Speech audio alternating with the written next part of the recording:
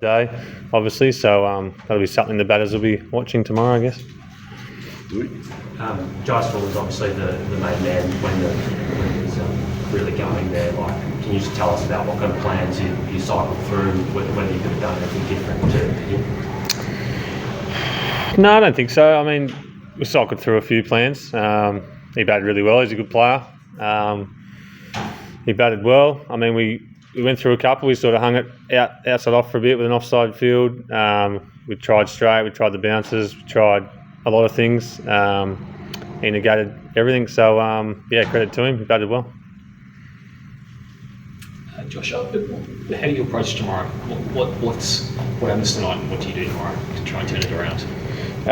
Well, you probably have to ask one of the batters that question probably. I'm sort of relaxing and trying to get a bit of physio and a bit of treatment, and I'm probably looking mostly towards next test and what plans we can do against these batters. I guess the batters just sticking to what they do, their preparation. They'll have a hit in the morning and talk around plans of how they're, what happened the first innings, how they can negate that and move forward and improve on that.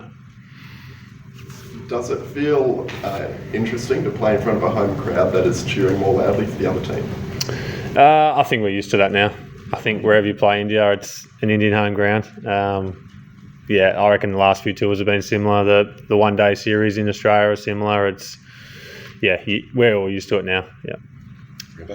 Did it have a feel of a ghost of games past? Suddenly they're rattling along and scoring at a bit of a rate in that final session when it was pretty tough, and then suddenly Durant pops up again after not being made a score for a while. Get a few flashbacks there. I don't know about flashbacks. I think that's sort of the way the game flows sometimes. We've been on the other end of it as well. A lot of times when we're piling it on, and next minute we come out and take a few quick ones late in the afternoon. You see it both ways. They're obviously well in front on this one, and they're doing the damage. So I think that's just sort of ebbs and flows of the game. Josh, can you just cast your mind back to the start of the second innings yesterday, and you'd obviously put some runs together at the bottom of the order and closed the scoreboard up a little bit. Do you think, was there anything differently you do now about in that period, or was it just a case that they got through it as others? Yeah, again, I think we bowled really well for the majority of the innings. Obviously at the end there, things flow, and the quicks are probably done for the day, and you're bowling your part-timers and things really motor along. But I think whenever we had periods there where we kept the scoreboard very tight, a lot of plays and misses throughout the day or throughout the innings.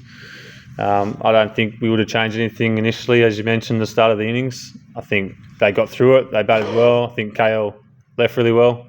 That was probably his game plan in both innings, just to sort of take that shine off the ball and wait for things that were in his zone. And Jaswell just plays his game. So, no, nothing's jumping out at me. We'll probably go through it, obviously, but nothing at this stage.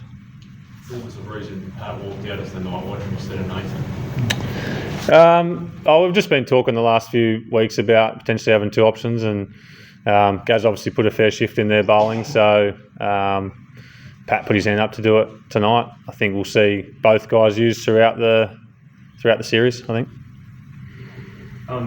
Josh, what did you make of Pat's bowling today? I mean, I know it was a tough day all around for everyone. There's been a bit of talk about the fact he didn't play a Shield game leading into the summer. Did you think that was had an impact on his how he was able to get through? No, I think he bowled the most out of the quicks. I think his pace was probably the pick of the quicks as well. He kept his pace up the whole game. His bounces were on track most of the time. He looked his normal self to me. I can usually pick up with the other two quicks when they're a little bit off, and I didn't see any sort of signs of that. Maybe a little bit of rust in the first innings. But you sort of take the freshness, I think, over that, and throughout this game he obviously, I think, got better, and you'll just see him get better as he goes along, I think. So the freshness is, I think, trumps playing that Shield game for him. Josh, clearly, you never give up hope, but what's the messaging like around the group when you're in a position which clearly is going to be very, very hard to win from? Yeah, I think it's just again, the batters, sticking to their plans tomorrow, batting some time. It's obviously a long series. It's a 5-match series, so if we can put some overs into their top their top quicks. I guess that's probably the couple of goals that we need to tick off tomorrow. And if a couple of guys find some form and score, an 80, 90 or even 100, that's probably the positives we can take out of it.